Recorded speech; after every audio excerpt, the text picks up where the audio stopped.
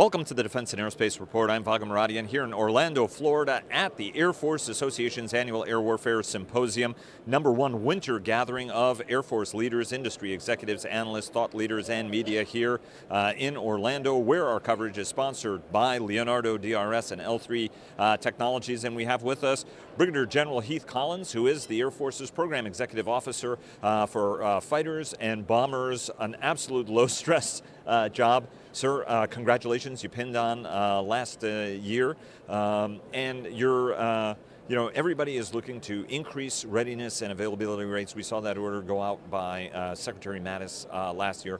Talk to us a little bit about the challenges of keeping up to date and keeping running a fighter and bomber enterprise that has a lot of very, very aging aircraft in it. Yeah, thanks, Vago. Yeah, that's certainly a big challenge since the day I took over last year, taking a look. The fighter-bomber fleet for the Air Force is the oldest it's ever been, and it certainly brings challenges as we fly 30, 40-year-old fighters and even older bombers. As the Secretary Mattis has said, and Secretary Wilson and the Chief have also said, our #1 goal right now is to restore readiness of this fleet. The existing legacy fighter and bomber force that we have has been flying a lot of missions for the last couple decades.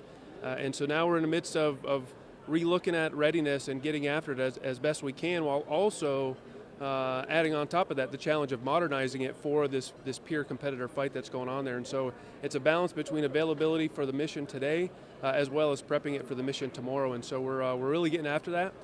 We do have strategies in place for all of our weapon systems to both modernize as well as increase readiness.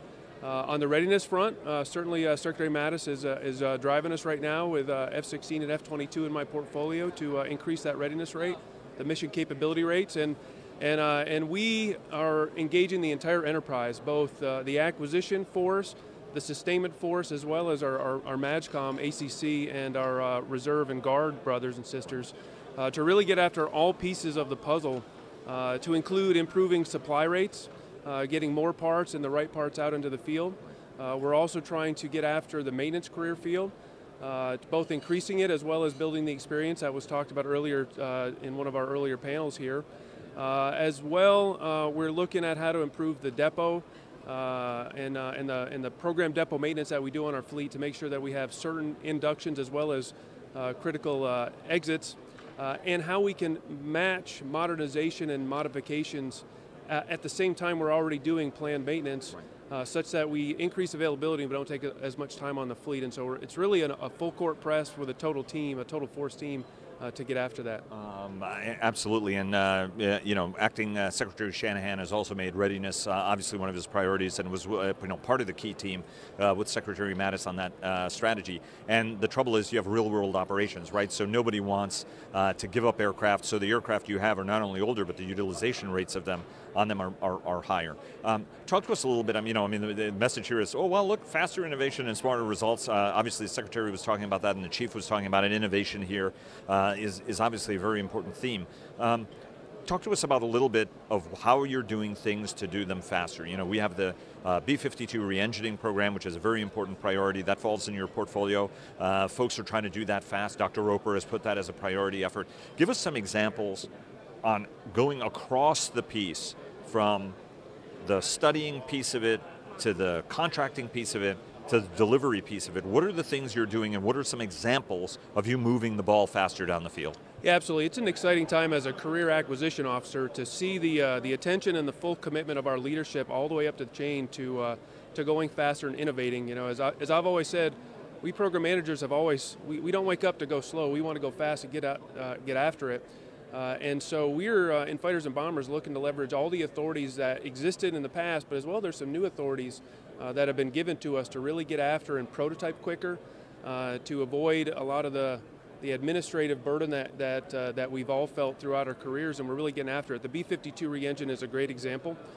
In that particular case, we're leveraging the Section 804 prototyping authorities, whereby we're actually, within a year, earlier than a year, we're actually going to get our contractors working and demonstrating through virtual prototyping the engines for the B-52 replacement program such that we could make an earlier decision, buy down risk earlier, and then get to a second phase of physical prototyping quicker than we would have during a normal traditional acquisition. And so that's one way that we're doing.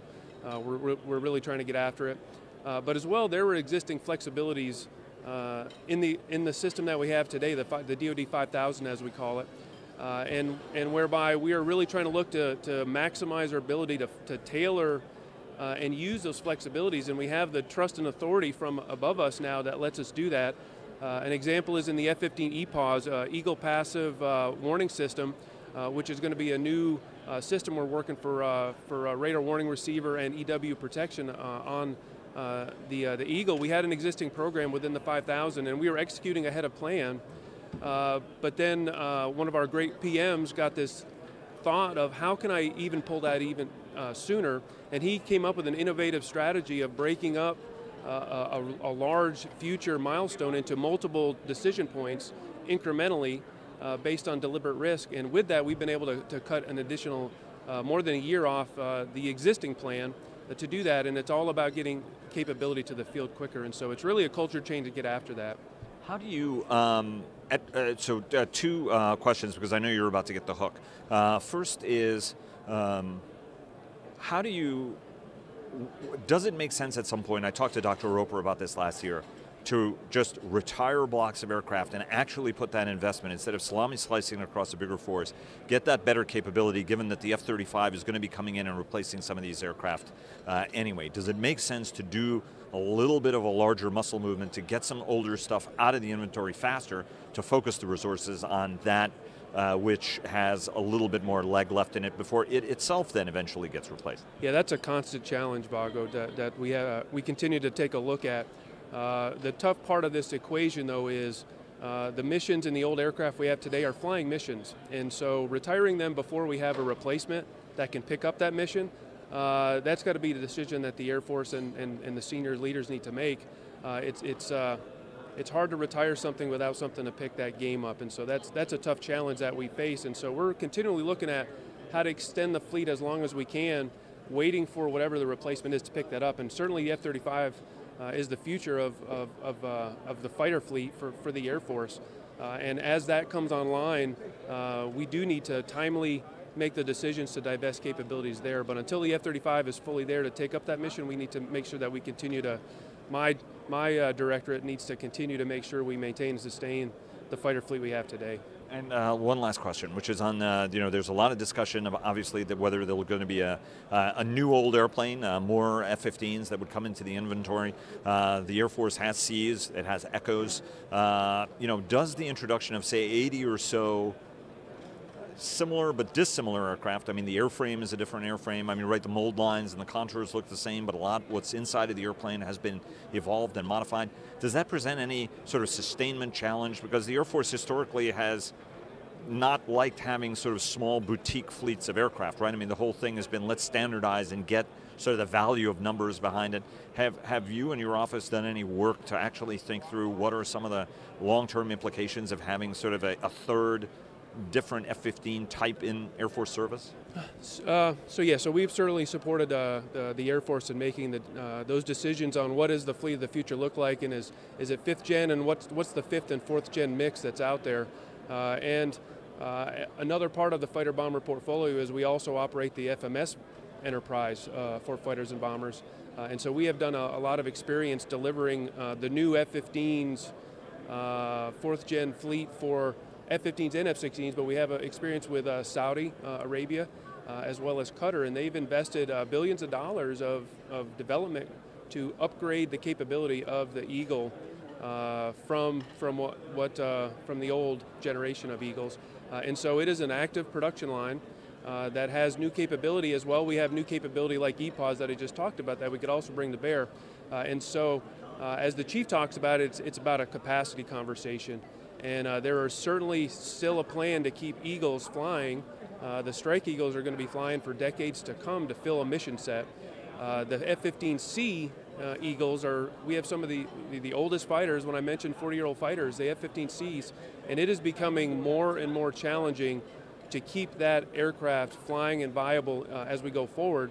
And so as you balance the cost of a service life extension on the existing platform or take a look at a production line with a new capable Eagle, that we provide that information to the Air Force to help make that call of how do we make that decision, because we're trying to bring down the age of the fleet, of the fighter fleet, as well additionally add that capability to the future. And so our calculations are we need 72 new aircraft a year to help buy that number down. And so part of that is to get the F-15 through to when we need it.